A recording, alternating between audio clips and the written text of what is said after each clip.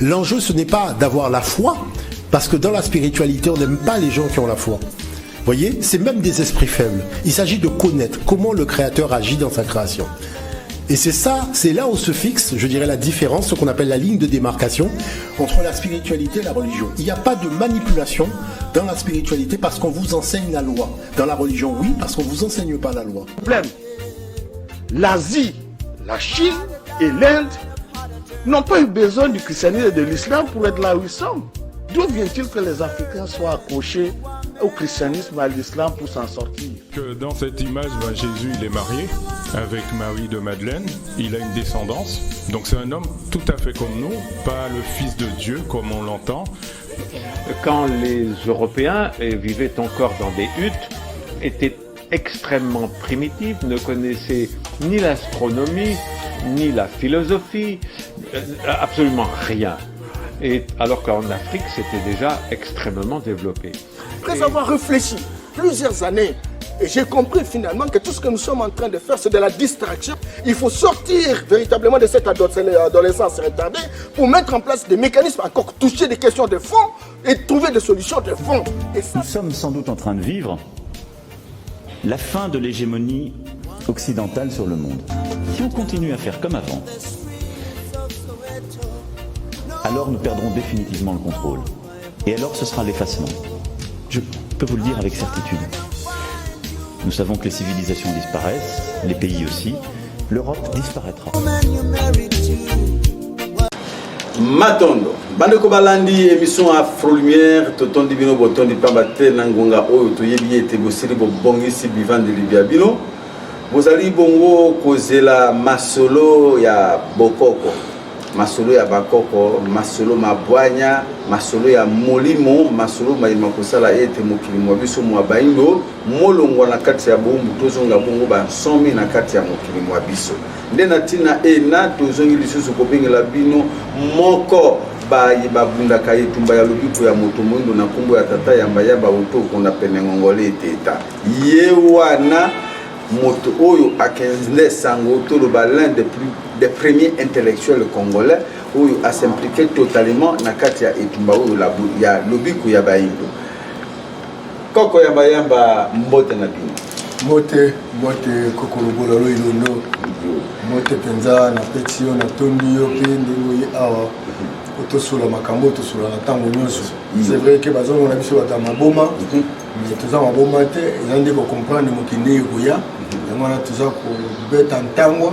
Petit moko na moko amika ko sosola. Soki te, tokotika ka baomi. Matondo mingi. Bande ko balandi bino babenga ka bino maboma na kati ya bandako na bino babate bo ndimela ka bakoko na biso. Botalisa ka ete bakoko bapaya basalika ka bapaya bakosunga biso te. Donc ebele ya mabota bazwa ka bino lokola bato ya maboma mais lelo bokozala na sengo pamba te. Soki okomi liboma kaka yo moko te moto mosusu akomi liboma oyo andimi ete yo za na liboma ye pe alingi azala liboma lokola oyo bakomi mibale bakomi misato bokomi 5 personnes oyo bondimi ete bozala na position ya maboma, donc vous êtes de plus en plus crédible et donc bino nyonso balandi émission ya bato ya maboma totondi bino botondi o bisika bino bozwami.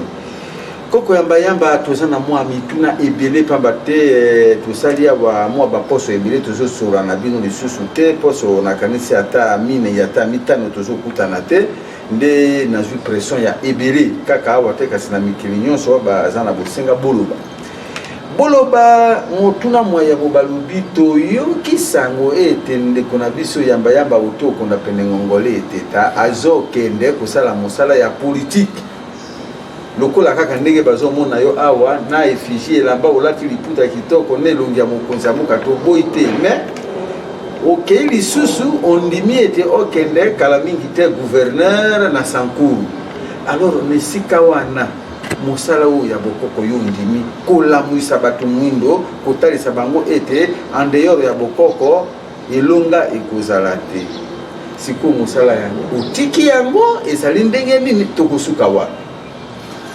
Ndiko lobola na pe tondio pesi pe bakoko ban son bot matondo na ndeba ko samso makasi ko titolo bira ka makambo yo. C'est vrai lokolo yoki naza candidat gouverneur na Sankour na commune gouverneur naza candidat c'est vrai ils ont politique et puis na bandi politique en depuis kala oyebi ke na moko ya bana ya UDPS depuis les années 80 depuis kana politique était c'est vrai que politique on est tout ça il y a mon mboka na biso ils ont politique moko il a été sina matomba te et sina litomba te s'il te plaît ça va faire 72 ans de juillet c'était tokoma na régime ya liboso régime ya mibale régime ya misato makamabona elongi dinga comme tel on dirait politique au modèle de ça na ngolo euti na mikili ya poto eza modèle ya mikili ya poto bakoko na biso bayebaki yango te mpina epesi biso mpe libotomba te niti oyo eza bainstitution oyo ya Nations Unies oyo ya mondele kaka basalaki étude moko na 2000 bazwali baconclusion babi biso ndenge toza na Congo awa situation ya 1960 eza kitoko par rapport ya situation toza yango lelo tozali na 2000 mpe babi ndenge tozali na 1960 soit 368 $ par habitant par an tozalaki au même titre que le pays neti Corée du Sud, le pays local Canada, le pays local Afrique du Sud. Corée du Sud, ça coûte 258 $, 256 $ par habitant par an. Ça coûte moins de quel dessous. Et la Corée du Sud a commis 32 000 $ par habitant par an. Et pourtant, vous avez pratiquement des mots qu'on a en 1960, un pays en revenu intermédiaire. La Corée du Sud a commis 1300 milliards de dollars de produits intérieurs brut. 10e puissance économique du monde. La commune industrialisée, la commune qui crée d'emplois, la richesse, etc. La zone vivre qui tombe. Bissot, à l'instar de la Corée du Sud, je suis 50 milliards seulement. Qui le lot, toujours à 450 à 500 $ par habitant. Par an. Ils passent. Le pays, le roi, tout ça, il a beaucoup d'Afrique du Sud. Il a se faire soigner dans l'aliment. L'Afrique du Sud, il a environ 400 milliards de dollars de produits intérieurs brut. 70% de la population sud-africaine est dans la pauvreté. C'est tellement qu'il en reste 30. C'est un grand défi, c'est évident. Mais 98, 96%, tout ça en pauvreté. Et donc, mais l'Afrique du Sud, déjà, on a BRICS, pays émergents, Russie, Chine, Inde, Brésil, l'Afrique du Sud. Le Canada, ils ont parmi les G8, donc les 8 puissances économiques du monde. Bissot Tikali, parmi les pays pauvres très endettés, avec un revenu de 500 $ par habitant par an. Divisé 500 $ par 12 mois. Les revenus, on a divisé par 30, il va revenir congolais par mois. Non, par jour. C'est grave, Nicolas. Et ça passe. Et ça passe. Donc, Makambo, isolé, il fait pas ça du Somaïel. Il fait ça du Somaïel, pourquoi? Parce que on a vu ça au bazar de l'Égypte antique. On va dire combien Abou Kalad. Il y a complot africain. Abou Kalad. Ah bon? Et Afrique, il y a des arbres noirs de charbon. Nous avons des équipes en Égypte, mais des très puissants. Des qui ont inventé la chimie, l'astronomie, mathématiques, philosophie, astrophysique. Nous sommes seulement dans mon kili. Base, ils n'ont pas d'ambition. Science, c'est pas d'ambition. Basara qui a mon la spiritualité, d'ambition.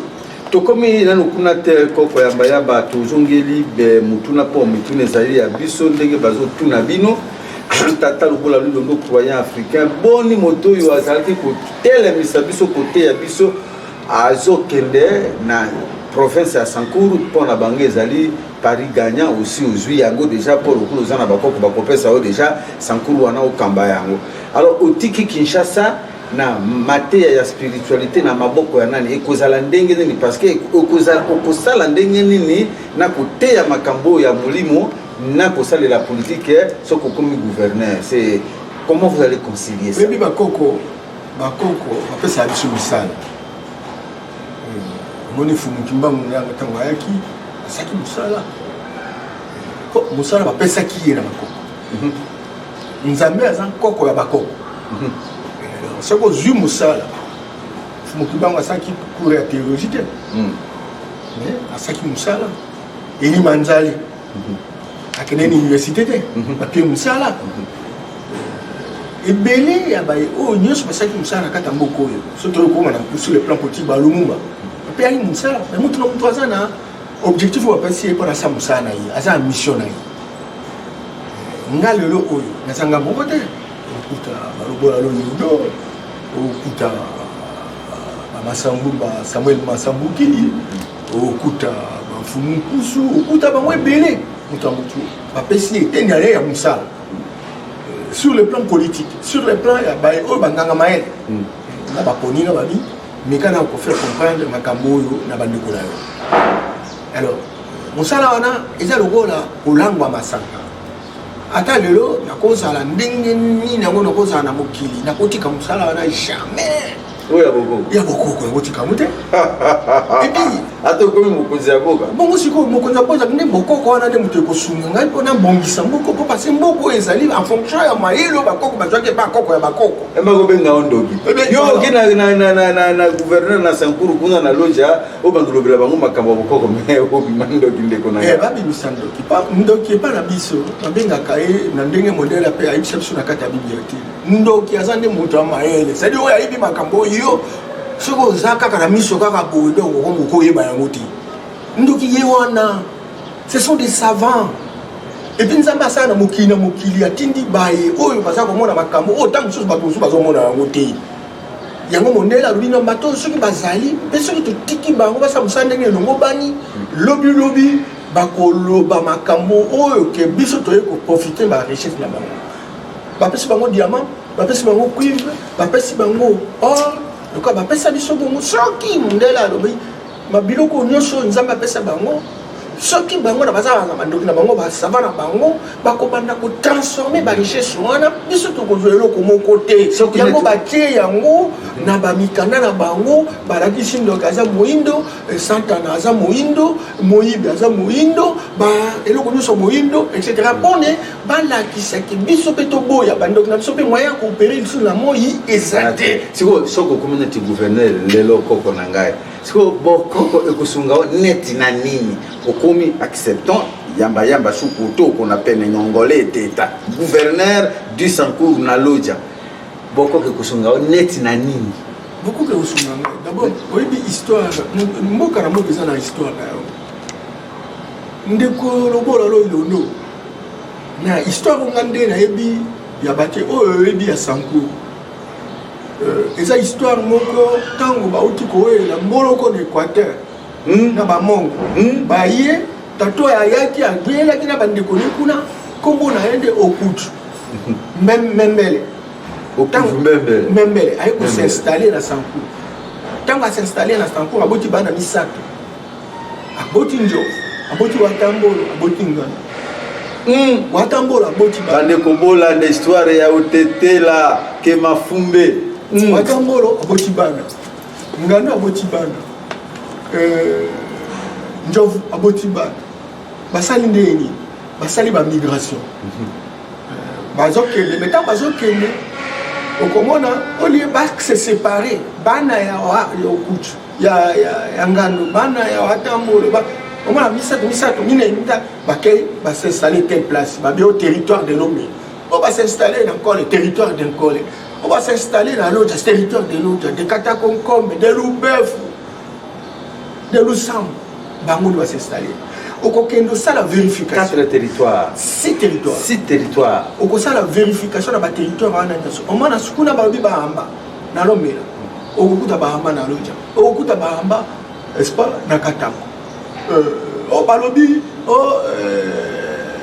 o pambo boy etc donc ba territoire nyonso ça mutu moko mais lelo bana yango bazokufela na Sankuru eza kaka bana oyo bauti na place moko ngapi fona yebisa bango boko bomana pona nini bauti na mutu moko barabino batete dans la savane batete dans la forêt au moins nzamba to savane tongolo banyo esobe ebotabana ya mona eza espace.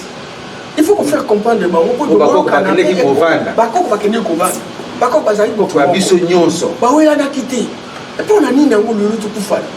alors les réseaux sociaux les politiciens bon moi quand moi quand on à la base alors ceux qui bandent comme sous bakoya bakoya ça y est moi il faut travailler communauté d'ailleurs pour fidéliser maman pour pas s'opposer dans la communauté de telle sorte que base n'a à la maintenir. Il faudra faire comprendre le moment que plus on est aux hommes, on dit que les bruits chassent les capitaux. Les bruits chassent les capitaux. Ce qui est là, makelele. Moutima va voir investir les Sankuru. Puis on va faire comprendre le moment makamwana. Et puis on va faire comprendre le moment. D'abord qu'on a mis sur Maloligo. Tata moko, et ça le quoi l'anecdote. Tata moko appelle ça ndoki na mwana. Tant bazotambola mwana ye ayebisi ye mwana ke tokomanda kolia bato alors akotambola wana bakutana na papa moko azoya na mwana mosusu mwana ayebisi tata na ye abiti ese tokolia bango te papa na ye abiti moto asalika bo baliaka ye te baleki bakuti mama moko azosala basuki na bana na ye misala abi awa ese tokolia ata motu moko te papa abiti baliaka place makelele eza te bapusani bakona place mosusu bato bazofinga bazomunda bazokatala bambeli banifisa abi papa eske awa lokola bato azebile moto koliaka abi omoni place akoliaka place akoliaka place ya makelele diabolo tokaka diabolo ayaka place ya makelele nakoyebisa bango Sankuru jamais koko se développer ce qui beau comprendre que makelele et puis pekisa même na kata maate 42 lois ya bakoko na biso ba pekisi makamba makelele na kozongisa bango webi kaka na mboka kuna bazali na 3 catégories ya ba divinité babini yona kitela ya babi nzambelolo nzambo ya nzambelolo nzambe kumekanga c'est-à-dire apesi bato na mokili oyo tobengi bachef na biso pouvoir mpo bakengela mboka na ye mpe nzambe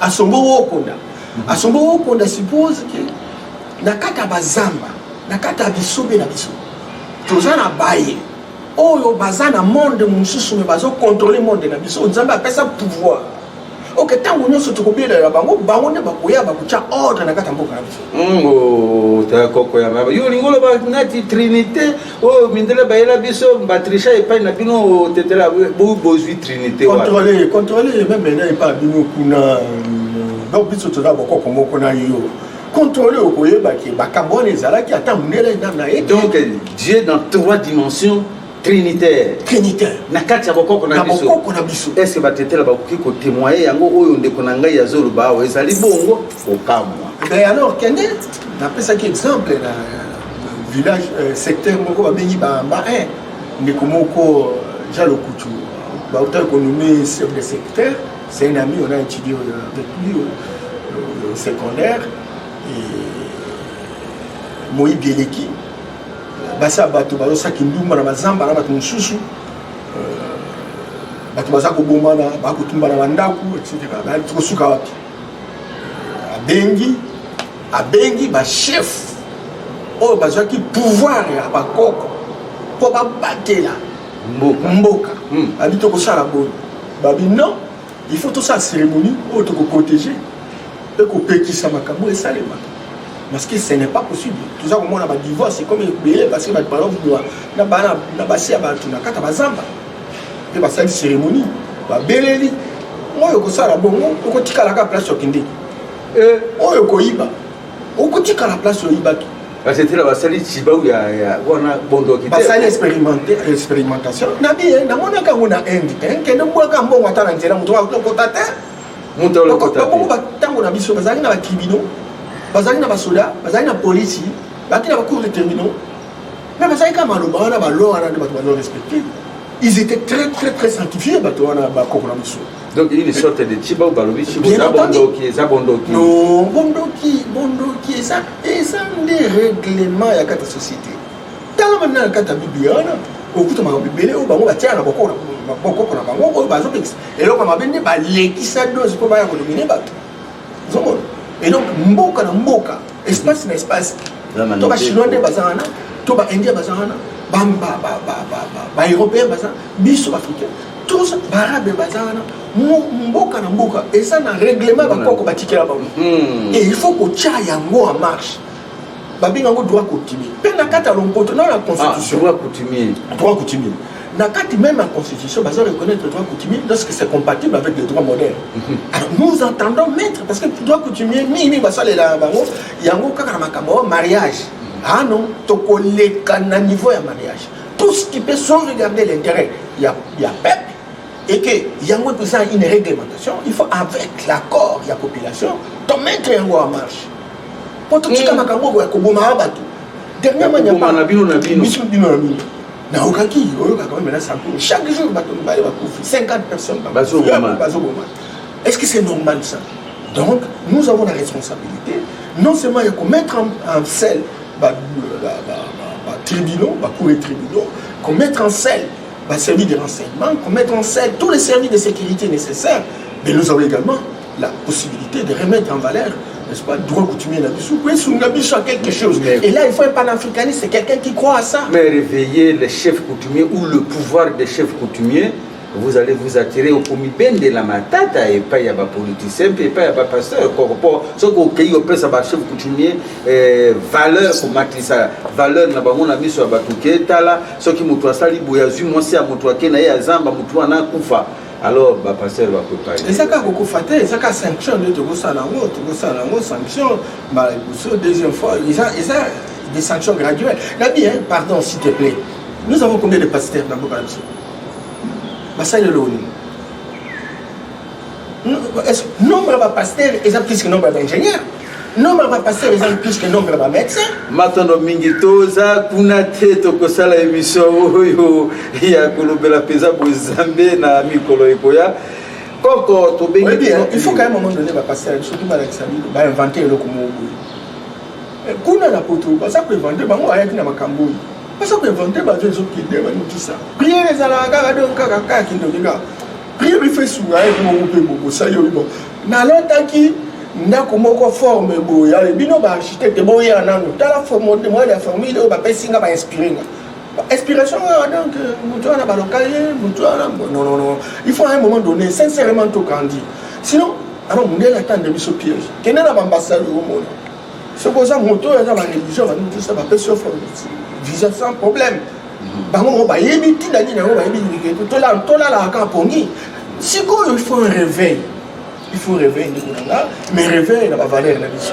Très bien, bandeko tozo tela bino élément moko awa koko yamba yamba auto condamné mais là qui puisse pasteur azolo bela bandi konaye ba pasteur que to faire évoluer makambo pour mbeba mingi et comme ko uta pa ya ba pasteur ndenge ndeko na biso to kotal sa biso registrer beaucoup côté la biso cet élément pour 1 minute et puis nous passons toujours dans la carte émission. Donc akoya soka comme na sankura kozala ba ennemi ya pasteur était bien au contraire akosenga na bango ete basala musala ba pesa e maboko ete makambo etambola liboso pa batelelo bazali kosala penza na lolenge ya kotumbola nkita ya mboka te bolani. Soyez totalement libre. Les plus grands escrocs aujourd'hui, ce sont les hommes de Dieu.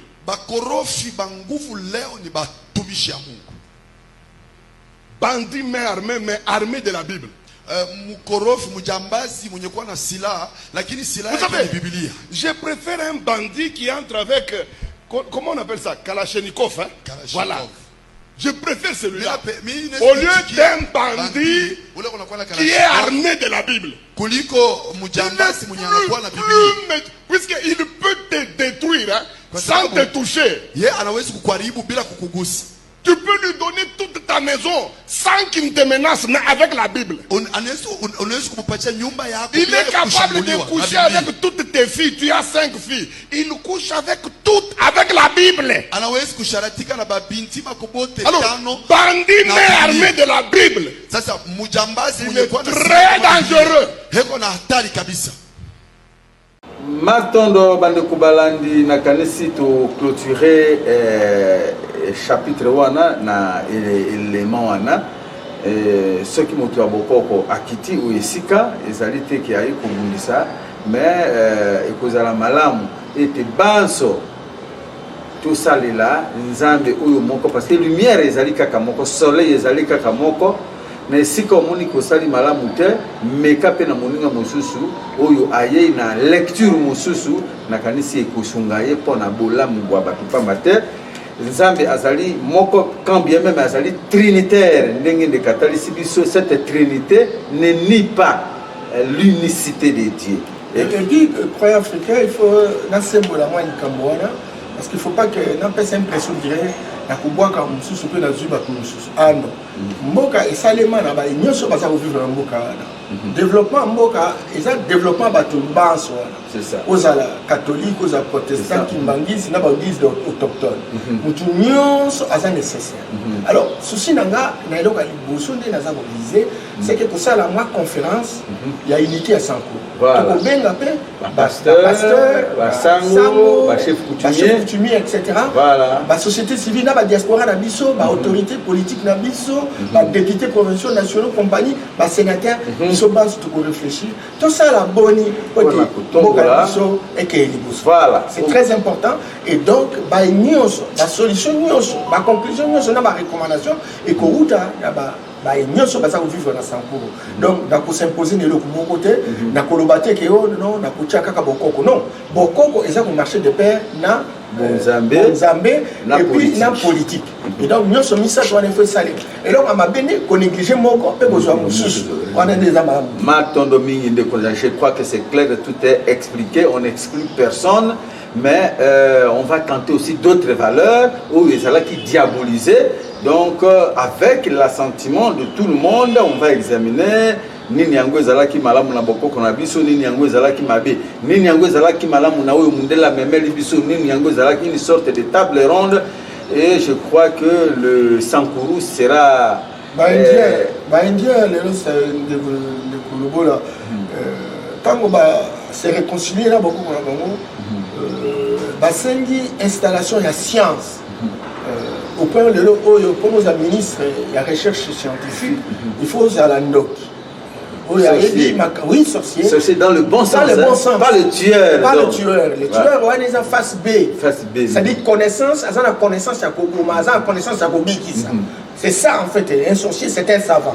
Il connaît, il a la connaissance de sauver comme la connaissance de détruire. Voilà. C'est très important. Et donc, pour la bango, pour la recherche, la découverte, etc., il faut un sorcier à la tête du ministère de la recherche scientifique. Donc c'est une valeur de sorcier. C'est une valeur. Ce n'est pas n'importe qui. D'abord, on a vu qui sont célébrités parce qu'ils ont mine d'or et ils ont pris un grillon savant. Donc, après, c'est le logo le plus cher. Ils ont commis le logo éteint. Parce qu'il y a collé à battre, etc. Et puis, de deux, quand on a un mot en Corée, dans l'Inde, comme la Chine, au cause de la ministre de la Santé, c'est ce qu'on a guérissé traditionnel. Parce que beaucoup de gens ont la plante non sur ça la vertu médicinale alors ceux qui ont connu bandini yango pour la médecine propre na bino ceux qui effectivement moto à la tête du ministère de la santé il y a ça neka ko bloquer wa bloquer ndele asa ko reproduire yango ceux qui souci reproduction à cause ça les remonter et bango na vision bango na politique na bango ba tie que moto à la ministre la santé il faut la guérison traditionnelle donc donc mécanisme pour le moins esprit o ya ko kanisa ka nous ça beaucoup pour la société parce qu'à partir il y a beaucoup qu'on a vu surtout qu'on s'appelle ma caméra surtout qu'on a l'autonome que tous c'est la technologie qu'on a libana bah après ça a besoin de technologie à la tête bah il y a un sous qui n'en dit là même bateau bah qui est dans l'école ok na poto que autant on a ça qui est université à l'ouvert on a ça qui université il y a libre de Bruxelles on a ça qui n'a pas rien au contact là trois composantes théorie autant les composantes pratiques bah qu'on peut initier parce qu'il y a composants spirituels bah qu'on initie Il y a une université au Kuta, école ésotérique, mystique, philosophique. Ça n'a pas école. On a dit déjà que invention et sa spiritualité. Et donc, ça n'a pas école spirituelle, on est acté. Donc, même dans la théorie, il y a des locomotives. Or, il y a des théorie, il y a la pratique, mais tout ça, la dimension spirituelle, on a inventé. Tout ça, rien, tout ça, rien, tout ça, le modèle rien, tout ça, le modèle à tapis. Donc, tout ça, on va voilà. Balego balandi ezali pasi pona nini biso na mindele toza kaka batu batambolaka na makolo lokola biso baza na maboko mibale mutu moko miso mibale monoko moko mais bazali ko créer bazali ko inventer tokota kabite yelo moko tozwaka le même diplôme alors pona nini bango bazali ko inventer biso te. Et ce qui est drôle c'est que ça ne dérange personne. Ça ne dérange personne, cette grande question questionnante ne dérange personne parce que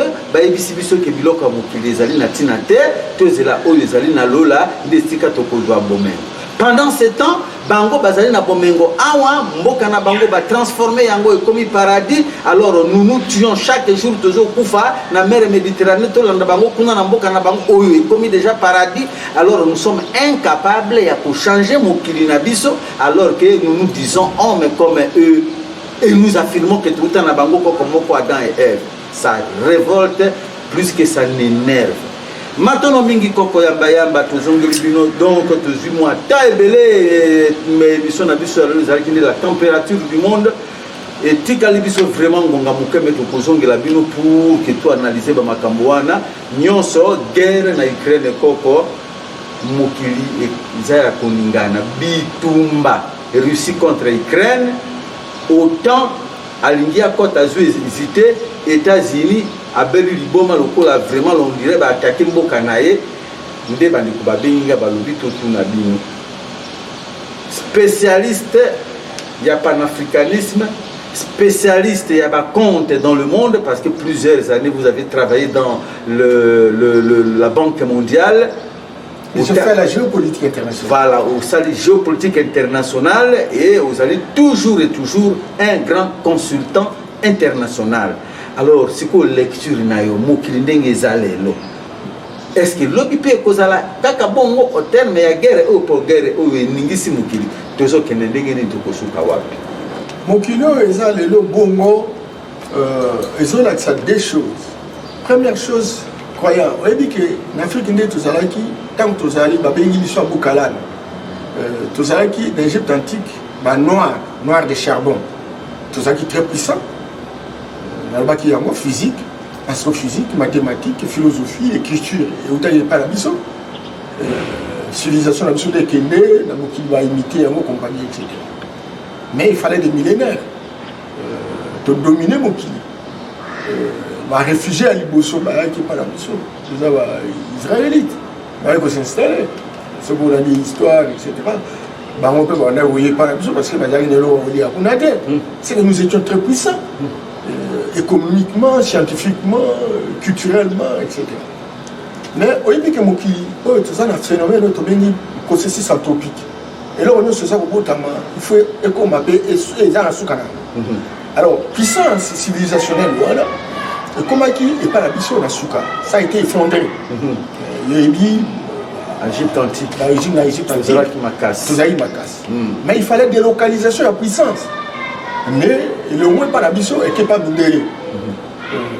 On peut régner. Tant régner. Ce qu'on a soukaoué à Bangoué qui est dans l'Orient. Ils sont en Occident, ils sont en Orient. Les tentatives, il y a Makambo, il y a Ukraine, on dirait que ça est bandé, il y a changement de l'ordre international. Parce que depuis un certain moment, c'est l'ordre occidental, autobengi, hérocentrique, de dominer mon pays. Parce que dès lors, on est en Europe, on est en Amérique.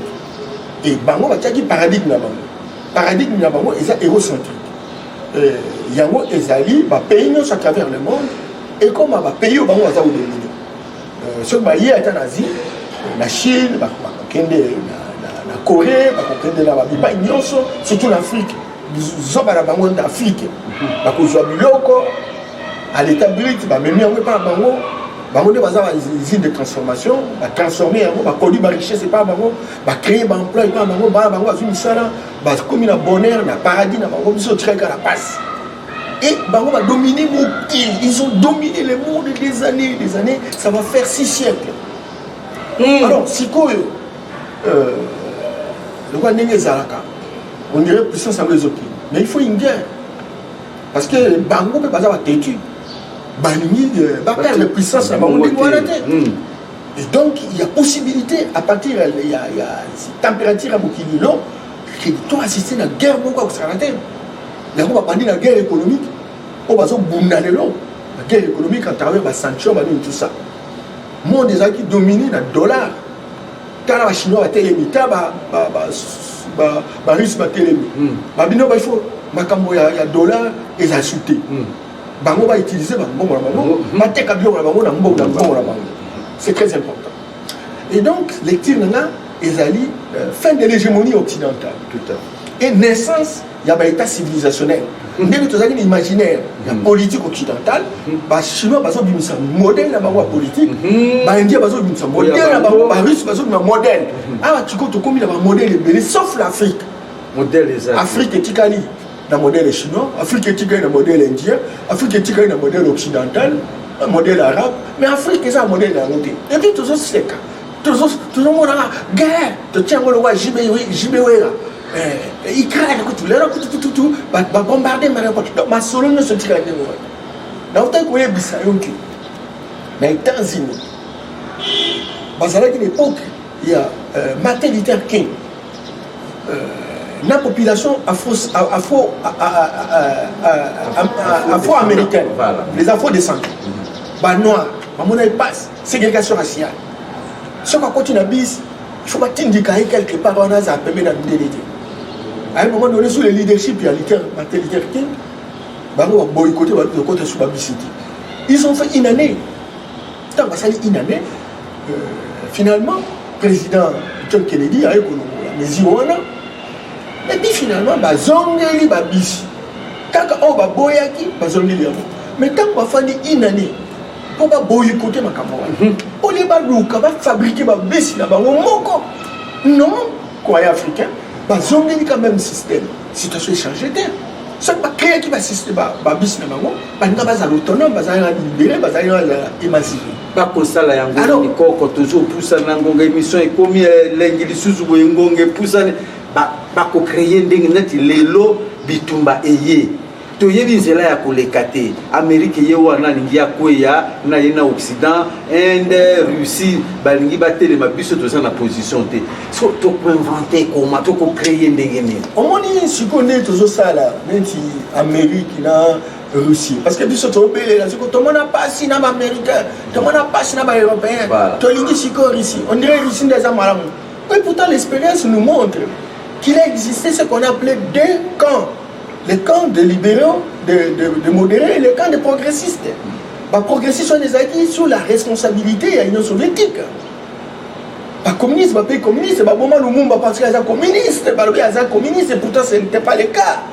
Combien il y a des bébés ça va coup d'état comme Abodi Bokeïta, Kwame Nkrumah, Amical Cabral, etc.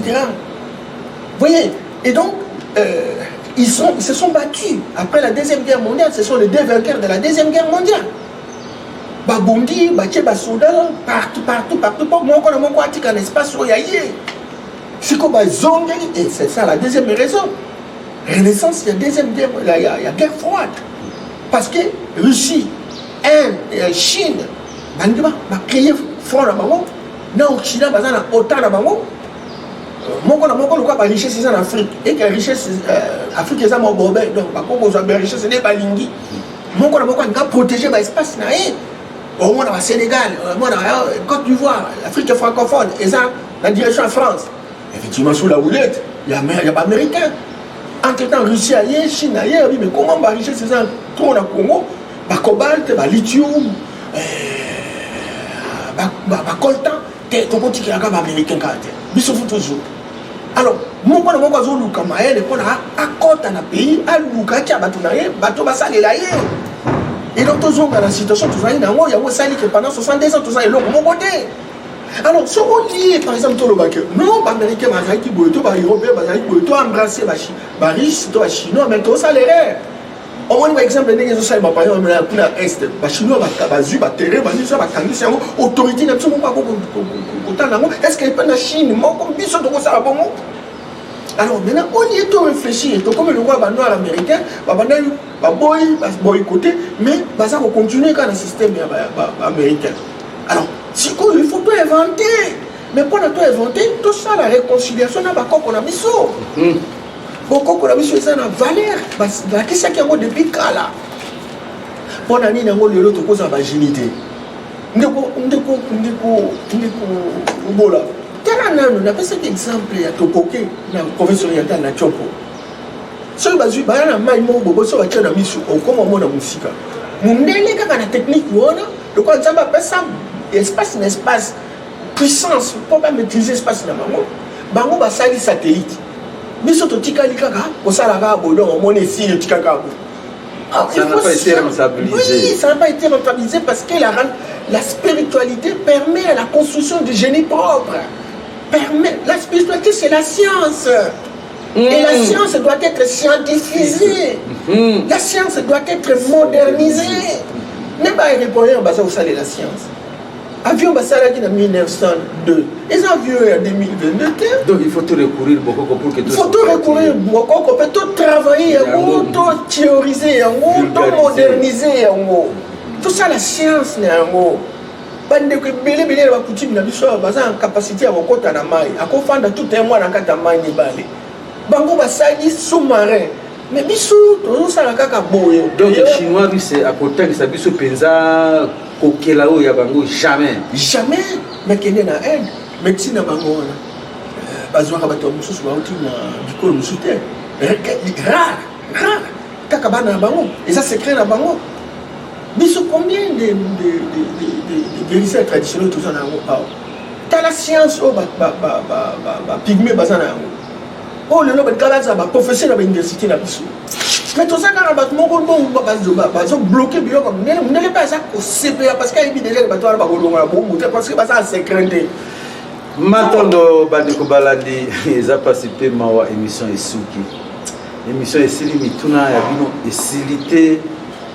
Poko yamba dans une minute tout ça là ndenge parce que bino ba politicien batu bokoka ki ko encadrer biso pour na to bima na situation opposant na yango Russie, Chine, Pakistan, Inde, Brésil bakola ki sa biso kokela jamais donc il faut to zongela boko na biso alors et ko banda ndenge pendant que bino ba politicien boza batu ya yamba ko diaboliser boko to ko suka wapi bon ils a histoire pas biso pendant 6 siècles balangisi biso na ba religion ba biboko eza kindo coutume eza kindo or nous sommes tous mona na occidentaux résumé par exemple le droit gréco-romain ou droit romano-germanique eza boko la bango alors ba moderniser yango ba ye para biso ba ye ko konza biso. Mais avant, biso salaki na boko na biso. Et tant ba libérer biso, ba bio indépendance. Biso lio to zonge na boko na biso. Et to tika na boko na bango, to kanti boko na bango yango nde mutu ko sunga biso. Voilà résultat tu na bango lelo. Ce qui to zonga kana o ya biso tango ba lobi indépendance, or bango ba tie biso piège, ba continuer ko konza biso en absence ya bango sur place, ba du ba point de relais, ba du ba commissionnaire bango, ba du ba clôture, ba ça pour la bango. Et ba so garantir bango beaucoup. Donc, la meilleure façon de faire ça, c'est qu'il faut tout interroger beaucoup. Tout ça, il y a des Afrique. Il y a des lignes qui vont valer la recherche. Et puis, il y a des thèses de doctorat, ils ont ça. Et ça va des thèses qui ont rivalisé avec Makambo, Mundela, Zolo Matin. Et ça va des thèses qui ont copié-collé. Oh, il y a des biloko, il y a compilation, il y a Mundela Ruba. Mais nous avons besoin de bateau qui ont interrogé. Makambo, Bisso. Nini bako basala bouli. Nini yango tuko scientifiser yango. Nini yango tuko moderniser yango. Batezo anezate. Tout ça kaka bango kaka na appréciation na bango. Il faut tout changer. Il faut tout avoir homme politique au bazar quoi en Afrique, bazar en Afrique, au bazar quoi adorer ba titre la mission. Tant que nous n'aurons pas ce panafricaniste, eh bien, Tokostika, siècle des siècles, même millénaires des millénaires, nous n'avons pas changé. Heureusement qu'il y a émergence d'une pépinière des hommes et des femmes qui croient à l'Afrique et qui pensent que tout ce que nos ancêtres ont fait peuvent être véritablement scientifisés, modernisés et alors être au service véritablement de notre peuple. Et c'est là qu'il va construire véritablement l'émancipation de notre peuple. Matondo bandeko baladi boswana te pona moni bino na ndako pona bolingi boswana bobandi déjà débat oui ndenge bobandi kosala mpona na bandako na bino mais koswana mabe tika ete bongo na bino esala par rapport na makambo ndeko na bino au tikotalisa bino émission esuki yawa tokokutana na mokolo mwasima na poso ya sima kimia ya nzambe ya bakoko ezala na bino.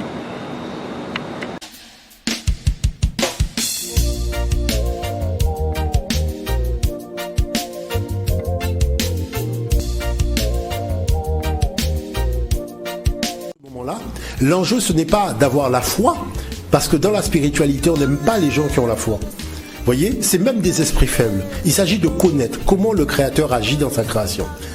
Et c'est ça, c'est là où se fixe, je dirais, la différence, ce qu'on appelle la ligne de démarcation entre la spiritualité et la religion. Il n'y a pas de manipulation dans la spiritualité parce qu'on vous enseigne la loi. Dans la religion, oui, parce qu'on ne vous enseigne pas la loi. Problème. L'Asie, la Chine et l'Inde n'ont pas eu besoin du christianisme et de l'islam pour être là où ils sont. D'où vient-il que les Africains soient accrochés au christianisme et à l'islam pour s'en sortir? Que dans cette image, Jésus il est marié avec Marie de Madeleine, il a une descendance, donc c'est un homme tout à fait comme nous, pas le fils de Dieu comme on l'entend. Quand les Européens vivaient encore dans des huttes, étaient extrêmement primitifs, ne connaissaient ni l'astronomie, ni la philosophie, absolument rien. Et alors qu'en Afrique, c'était déjà extrêmement développé.